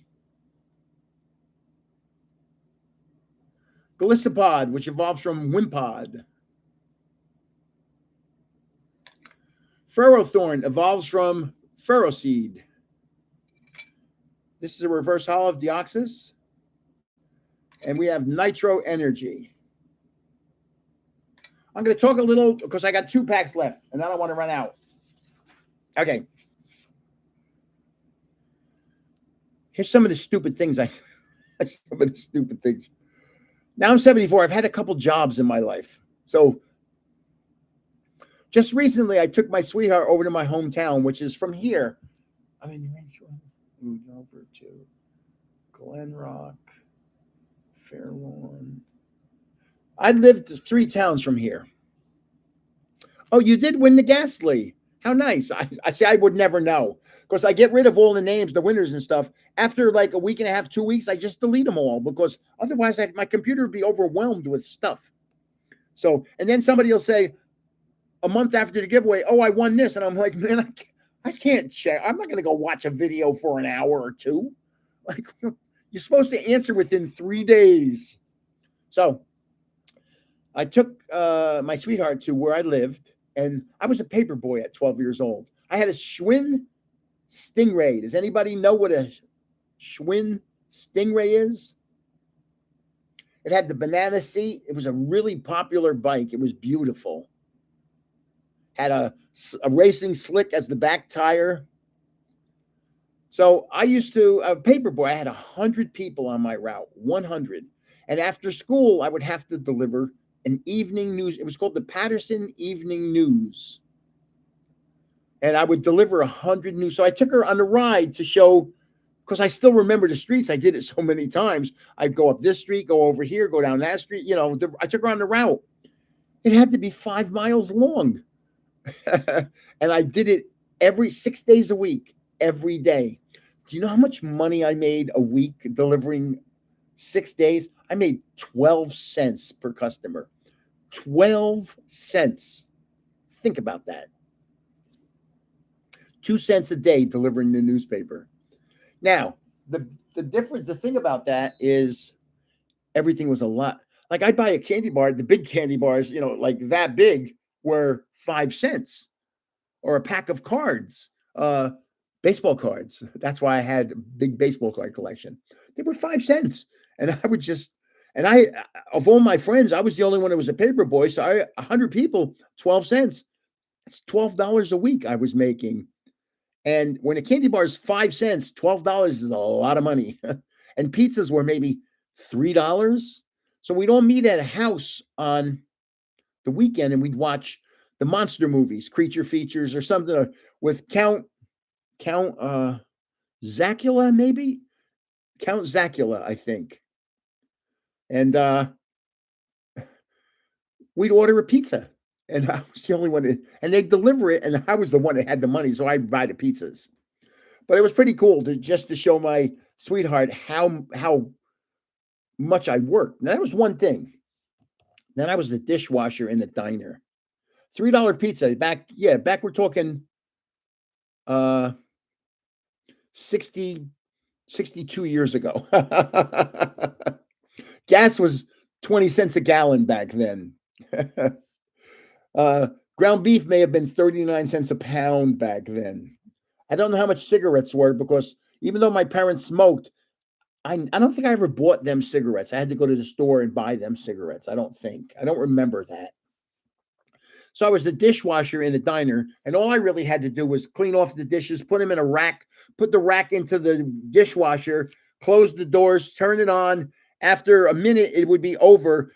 pull the rack out on the other side, which was now like 200 degrees, and just let it cool off a little, and then put the dishes where they belong. They did that for, I don't know, 6 months.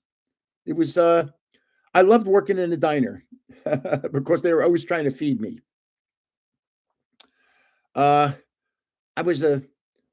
worked in a bowling alley. I worked in a bowling alley. The old ones, it was in a firehouse. They had 4 lanes. So there were 2 of us back there behind the pins. We were called pin setters. They would bowl, knock the pins down. I'd pick the ball up, put it back on the ball return, put the pins where they were just knocked down, and then jump up onto the thing while the guy on the other lane's bowling. Then I'd jump down into his, put the ball on the ball return, put the pins up, jump back up while the other guy's bowling. Do that for 3 hours and watch what your back feels like after 3 hours. Man, oh man. Wow. So then there was a place in my town, a golf course called Hillman's, Hillmans. And in the wintertime, they had a ice rink, but they also made wreaths for Christmas. And so I was one of the wreath makers. And it was actually a cool job, except you were dealing with pine needles a lot, and you got pine sap on your hands. It's really hard to get pine sap off of your hands. It doesn't come off that easy. Yeah. So that was one of the cool things I did. I made Christmas wreaths. I, of course, had my computer business on Wall Street, and I could talk about stories about that. I'm going to tell you a little more. After I sold my computer business for something to do, I had a friend that owned I could make web pages. So I had a friend that owned a Chrysler Jeep dealership. Okay, I'm glad you got the stickers today. And he asked me to make his web page, and then he said, "Would you like to run my internet department?" So for three years, I ran his internet department. The coolest thing about that was I got to drive a brand new car for 3 years. They would give me a car, like a Jeep Grand Cherokee. I'd drive it until it had just under 4,000 miles on it, and then I'd turn it back in, and it was called an executive car or something like that. And then I'd get a new one. I'd get a new one, a Sebring convertible, another new car, a Jeep Patriot, whatever. And it was just so much fun that I had new cars all the time. Diesel to remove tar. Yeah. Well, it's a little late. That was that I was probably 14 doing that. And of course, when I moved out to Las Vegas, we bought a house in Las Vegas on the western suburbs of Las Vegas, even though we were in Las Vegas. And the reason we did that, we kept our house in New Jersey and our house in Las Vegas because we had children in New Jersey and children in California. So we wanted to be close to them, but we didn't want to be in California and have to pay those prices. So when all the children ended up moving out of California because they couldn't take it anymore, you have to live there to understand it. We sold our house in Las Vegas and moved back here to our house in New Jersey. So we're in the house that we've had for 30 years. So what else did I do? I'm leaving out. I thought of something as I was a dishwasher in a diner, pin spotter in a bowling alley, Christmas wreath, computer sales, Wall Street. I'll tell you a little computer sales story. So I started a computer business. I had a job as a service manager for a computer company. The salesman for Wall Street passed away, and I applied for the job and got it. And I was a very good salesperson. And I finally said, I know how to fix them. I know how to sell them. And I'm making a lot of money for somebody else. So I quit my job and I started my own business. And I was in an office and I was doing okay, just me, a little at a time. And I was in an office in Goldman Sachs talking to a guy named John Quinn. He was the data communications guy. And he got a phone call while I was there. And he said, he's talking to the guy and he says, okay, somebody will be right there. Somebody will be right there. And he hangs up and he goes, go up to the 28th floor and see a partner named Tony Smith. He's got a problem with an LA 120, a DEC printer, Digital Equipment Corporation. I know you can handle that. Go up there and take care of them and then come back to me. I went up there. I took care of it. I showed the guy what was wrong, what was done wrong when it was installed by whoever installed it. It wasn't done by me or my company. So he was very thankful. So I went back down to John Quinn and I said, hey, John, I took care of it. Everything's good. He goes, I know, the partner already called me and thanked me. I'm like, wow, that's pretty impressive. He goes, can you handle orders? And I said, yeah, sure. And he has a stack of papers. And he throws it down on the desk. And he goes, I'm giving you that. Those are orders for LA 120s. It was like $48,000 in orders. In my third month, I went over $60,000 in sales, my third month. All of a sudden, I had to hire 2 people. Because now Goldman Sachs was a client of mine. And I had to hire 2 technicians and put them in Goldman Sachs full time. So now I'm there one day and they gave us a room to work in and I'm there working. And the guy that's in charge of giving out service calls walks into the room and sees me. I'm cleaning the tops of Hewlett-Packard laser printers. He goes, what are you doing? I said, well, I'm cleaning the printers that are going to go back to your users. He goes, you don't fix our laser printers. I go, yeah, I know, but they're so dirty. I said, I don't want them to get these dirty printers like this. So I just clean them. I help you guys out. And he goes, oh, and while I'm there, somebody comes in with 3 more printers, carrying them. They're wrapped in bubble paper. The person that fixes his printers. He opens up one of them and looks at it and it's filthy. And he looks at me and says, can you handle my laser printers? And I said, yeah, sure, of course. He goes, I'm going to give you all the service on laser printers from now on. So I ended up putting a maintenance contract on all their laser printers, Goldman Sachs. So now I'm going to finish this story quickly because I could tell you 2 stories. I'll finish this one quickly. So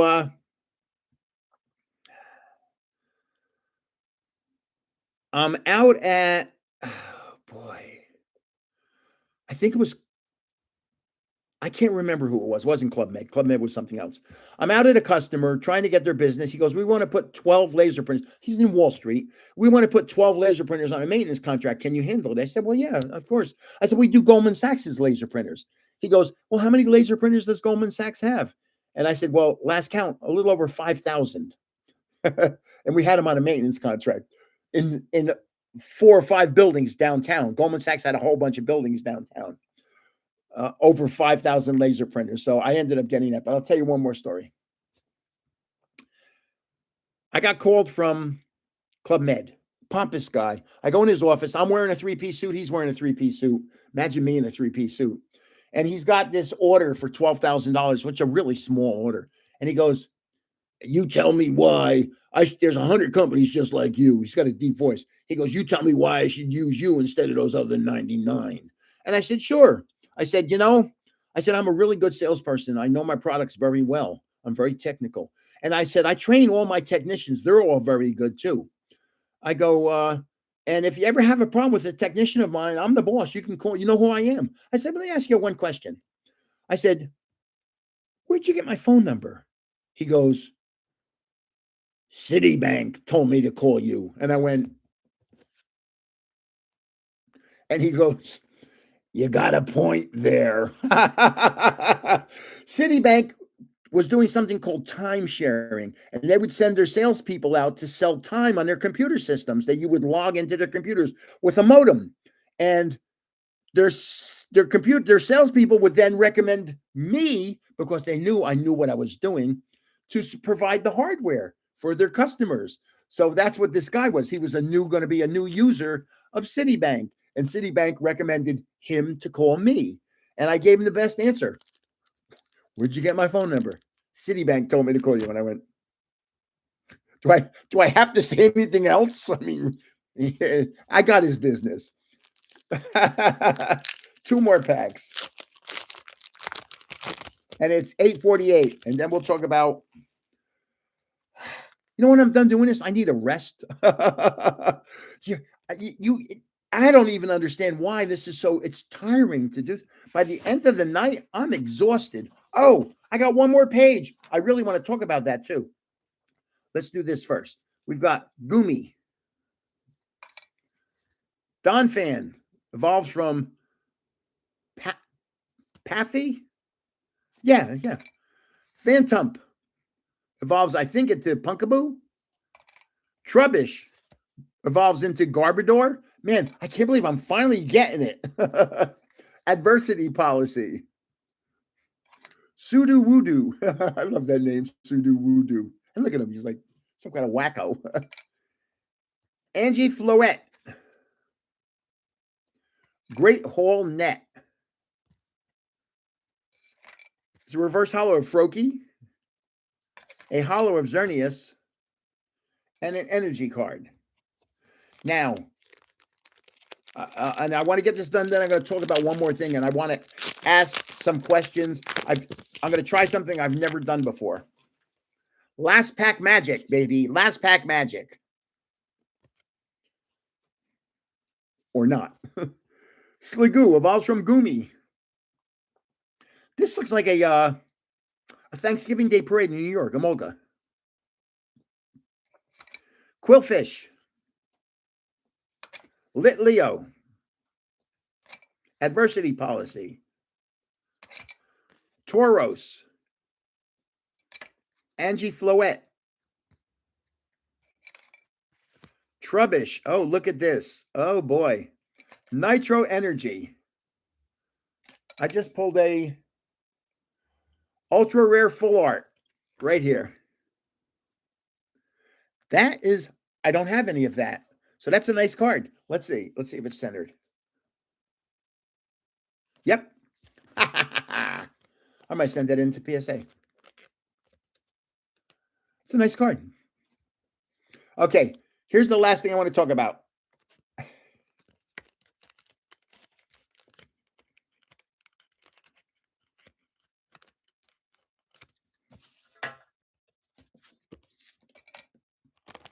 My iPhone. I do a lot of stuff with the iPhone. A lot. Well, you can't see. Those are two burrows in the desert. I do a lot of stuff with the iPhone. I'll be doing a card show on the 14th of June, it looks like.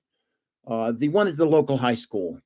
And I might set up a live stream with my phone for the card show so that people can come in and out as they want. If they want to see some really cool stuff, how I am with kids. If I just put a video from 2 years ago of a kid winning a Charizard. So I recently ordered a whole bunch of Charizards because I know I'm going to be giving a lot of them away.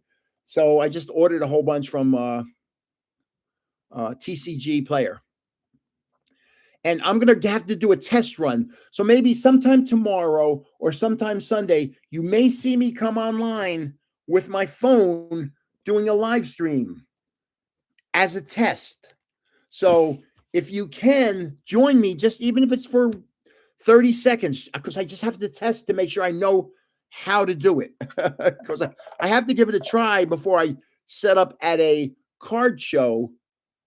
I don't want to set up at a card show and screw everything up.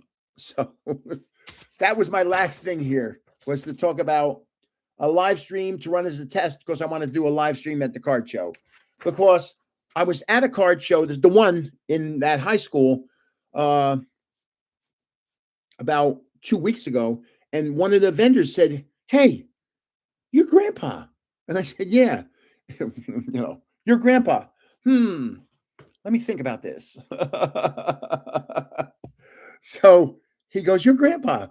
I said, "Yeah." He goes, "I live stream." He goes, "Can I get you and me and you can maybe sign a card for me on my live stream?" And I'm saying, "Sure." So we're standing in front of his camera. I'm signing a card and he's going, "Okay, it's me and Grandpa. We're at the card show and we're doing a live stream with Grandpa." And I'm like, it's just so bizarre. You don't expect this stuff. I mean, I've had somebody, I was at a card show and somebody said, "Can I get a picture with you?" And I'm like, okay. I mean, yeah. Thanks for following me. Thanks for, I enter your giveaways. Oh, congratulations. It's hard to win because there's 4,000 to 5,000 people entering. It's hard to win. But people that are new here now that didn't see in the beginning, first of all, this will be my last time doing this. Join the live giveaway. Just say 529. I don't know when I'm going to do the live stream. I don't know when it is or where it is. So I'm just going to give it a try. And if you could join, if you see me go live and you can join, just join me for a minute. That's all. I caught a scammer or multiple scammers. And I'm not going to tell you, I put a video up today, a short on, I changed the rules a little bit. If I think the two rules are, if you break a rule, you know that. If you break a rule, I can kick you out of the giveaway. If you break a rule, that's one of my rules. The new rule is if you win a prize and I think you won it by cheating, I reserve the right to deny giving you that prize and kicking you out of the giveaway. Even if you've already won, you're not going to get it. I am not going to ship a box of cards, a box that might have cost me $50, $60, $70, $80, or this box, which costs more than $70. I'm not going to ship that to somebody that cheated to win. It's not going to happen. And I caught them today. And I know what they're doing and how they're doing it. But I just don't want them to know that I caught them. So they can watch this video and not know what I'm talking about. They don't know if they think I caught them. Who knows? I'm not going to give you any names. I'm not going to say anything, but I did catch a scammer today. And when I do the wheel for the Crown Zenith giveaway, when I do the wheel, if one of their name, if a name comes up of theirs, I'm not gonna give them. I'm not gonna send them anything. And maybe if it's old cards or something, I can do that. I really don't care about that. But I'm not going to send them $100 box because you're stealing. Because you're stealing from somebody that deserves to get it. I'd rather, I would love for all this stuff to get in the hands of little kids. That would be my ultimate goal. But if they get into the hands of big kids legally, then it's cool. I have no problem with that. But if you got to scam somebody to steal something, I got a big problem with that. And I don't care. I'm at the point where I've been warned that the scams are going to hit me. And I've been warned by bigger people and much bigger subscribers. And they say, here's what happens. And son of a gun, I wish I could tell you what it is and how I caught him. It's very interesting. I told my sweetheart today how I caught him. And she's like, wow. But I caught him. So we'll see how it goes. But right now we got 3 minutes. Anybody have any questions? I'm not going to in the stream if they win. I can't tell you why I can't do that. I can't tell you because it's not that easy. It's not that easy. But you catch them, man. The scammers are there. How is grandma? She's doing well. She's been going to the gym 6 days a week. It's a Lifetime Fitness. And she goes to the gym 6 days a week. She aquasizes. She goes swimming. She's a big swimmer. And she's done sprint triathlons, a bunch of them. We've run a marathon and half marathons together. So that was a while ago. The marathon was probably about 7 or 8 years ago. And the half marathon was about 6 years ago. So your honey's become the sweetheart. I call her my sweetheart. That's, she's the nicest woman I've ever met. And I'm just so happy that she's 100% trustworthy. She's, we all have our little moments. I have mine. Trust me. You think you see me. There's moments where I'm not in a good mood for whatever puts me in a bad mood. But we get along. We are so different from each other. I am so outgoing. I will talk to anybody about anything. I will meet. Here's what I generally ask people: where you're from, and then I'll talk about their country. Oh, the other guy. I'm from Ukraine. Oh my, where you were born in Ukraine? Has that city been bombed by Russia? And I'll talk to anybody about anything. And she's much more reserved. She won't. She'll just sit there and let me talk. uh, oh, that's cool. Yeah, my father never collected. My father never bought. My father passed away when I was 26 years old from cirrhosis of the liver. He was as big as me, and he weighed 80 pounds when he died. And my mother passed away when she was 38 or 39. I was 9 years old when she passed away from lung cancer. So no smoking, no drinking, no drugs. Of course, my father drank a lot, and he had cirrhosis of the liver. And yeah, it's my father was a lot. It was hard to handle. My mother, I was too young to understand. I was 9. You don't really understand. But when my father, I was working, I was at work, and I got a phone call from my mother-in-law, and she goes, "I just got called. Your father passed away." And I said, "Thanks. I'll be right home." And I hung up the phone, and I went in to talk to my boss, and I couldn't talk. And I said, all I could say was, "My father," like that. And he goes, "Oh no." And I just turned around and walked out, got in my car, and drove home. And it was just a very surreal, weird moment. Uh, so it was weird. And we play Call of Duty every night. I play Call of Duty every night with my son. And my son's favorite, oh, I don't want to tell you. I'm not going to say it. Yeah, I'm not going to say it. Never mind. That let me just shut my mouth. So last one, last chance. Just say 529 on any video or short, and you're in. And give me a thumbs up if you haven't given me a thumbs up yet on this, because I see 127 thumbs up. I'd like to get to 150 if I could. So just say 529 on any video or short of mine, and you can do it on 2 videos. I'm not gonna. I don't kick you out if you entered 2 times. I just don't want you entering. Somebody's entered about 20 times this Crown Zenith giveaway. I'll report that when I do the video about the giveaway. There's 2 people in particular that have entered about 20 times each, and I'm going to boot them out. And they're not here. You guys are I'm looking at this list here. You guys are the hardcore people on this channel. Hardcore. These guys that enter 20 times, 30 times, they're here. They're fly by night. They thank you, Gray Fox. Man, I'll get a coffee tomorrow and I will say thank you, Gray Fox. I love that Dunkin' Donuts. Trust me, man. And people, yeah, they come in on shorts and they don't pay any attention to rules. They just say the word Luke. And there's actually people that spelled Luke wrong this time. They spelled it L-U-K. It's like, come on. Oh my goodness. Last one. 529 to win. Okay. 529. I'll figure out. I'm going to find something. I'm going to go to a card show this weekend. I don't know where. I'll just go to one and I'm going to pick out a nice prize for first place. I don't know what it's going to be. I don't know. When I see something and I like it, I buy it. I mean, you guys see all these cards I have here. Here. I mean, this is what I got today. Look at that magic card. I think that is such a cool card. $10 for that card. But you have to understand that card is 27 years old. Somebody's going to win this in the next giveaway. And last chance, I'm going to show it to you. Here's the number 1 item in the next giveaway right here. Number 1 item, my friends.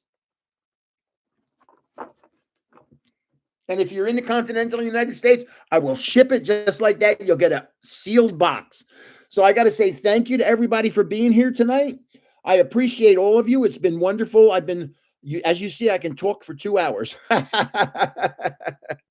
So the next one is the entries for the Crown Zenith ETB end tomorrow, and on Sunday that'll be the drawing, and the new one begins. I'll have by noon on Sunday. I will have the results of the Crown Zenith. I hope one of you guys wins the ETB. Boy, that would be so wonderful if somebody here on the live wins the ETB. That would be wonderful.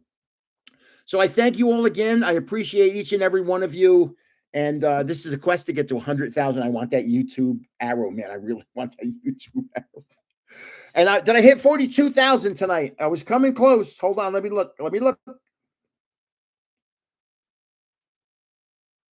I'm 24 away. I'm at 41,976. Oh, you can't see that. So 24 away. So overnight, I'll hit 42,000. So wow. Thank you very much, everybody. And I'll see you in the next one. We'll have another live next week. God knows what I'll talk about. I'm trying to get my sweetheart to sit here with me. She's just not the right person. She doesn't like being in front of a camera. I don't know why she's so pretty. So I'll see you guys in the next. Grandpa signing off here. I'm going to actually say goodbye. Good. NIGHTEVERYONE. Good night, everyone. Thank you very much. I'll see you over the weekend. Take care now. Everybody have a good weekend. Take care.